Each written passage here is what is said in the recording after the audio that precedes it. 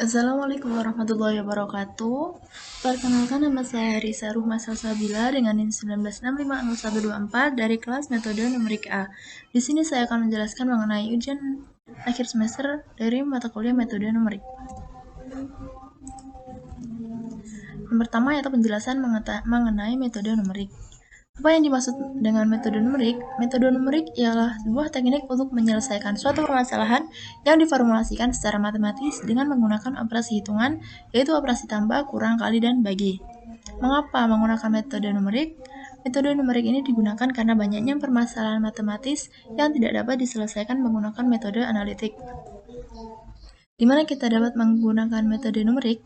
Saat ini terdapat berbagai paket program komputer, misalnya Excel, Maple, MATLAB, atau program paket lainnya yang dalam pengoperasiannya mencakup metode numerik.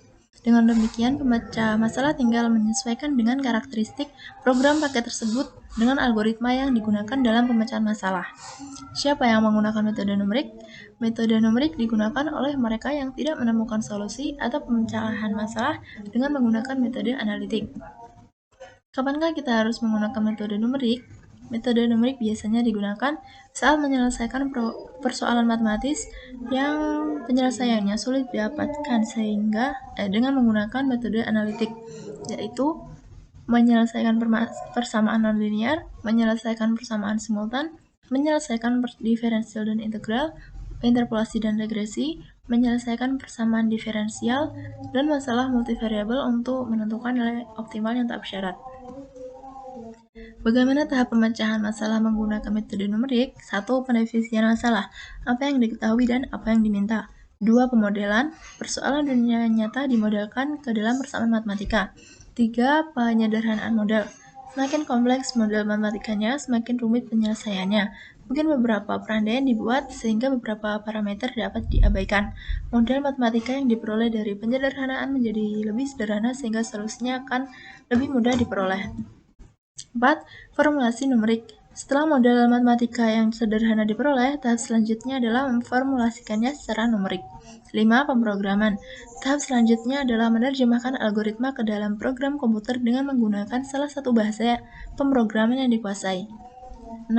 Operasional. Pada tahap ini, program komputer dijalankan dengan data uji coba sebelum data yang sesungguhnya. 7. Evaluasi. Bila program sudah selesai dijalankan dengan data yang sesungguhnya, maka hasil yang diperoleh diinterpretasi. Interpretasi meliputi analisis hasil run dan membandingkannya dengan prinsip dasar dan hasil-hasil empirik untuk menaksir kualitas solusi numerik. Yang kedua, yaitu sistem persamaan linear dan metode numerik.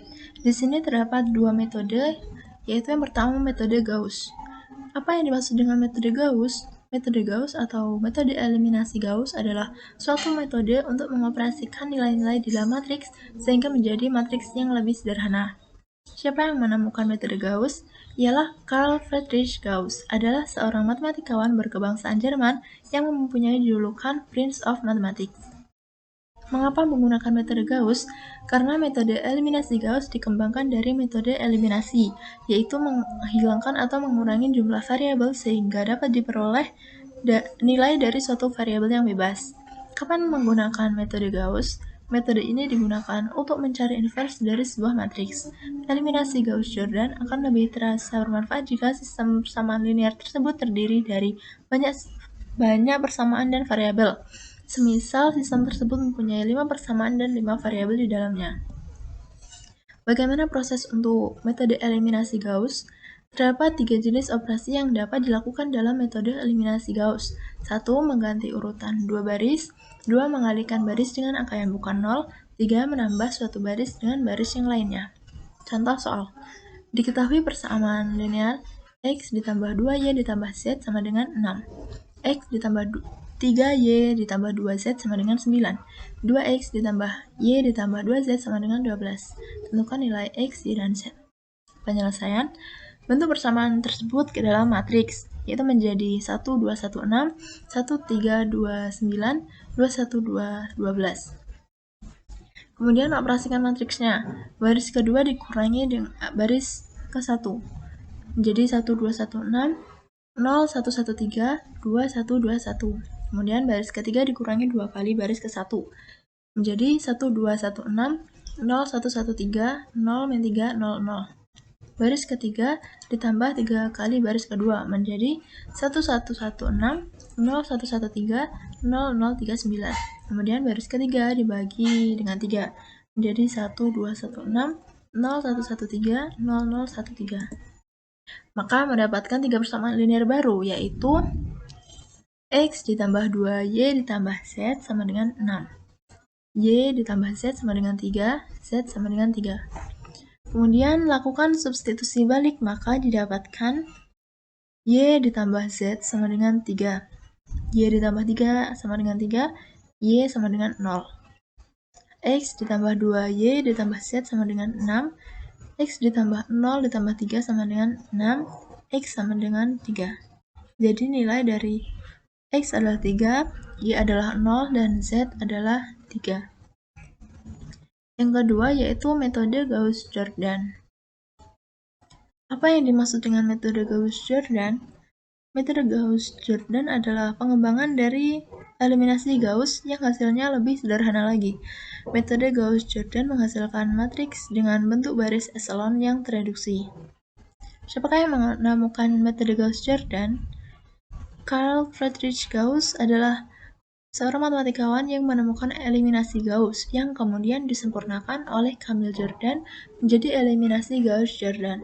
Camille Jordan adalah seorang matematikawan berkebangsaan Prancis yang juga seorang profesor di École Polytechnique Paris.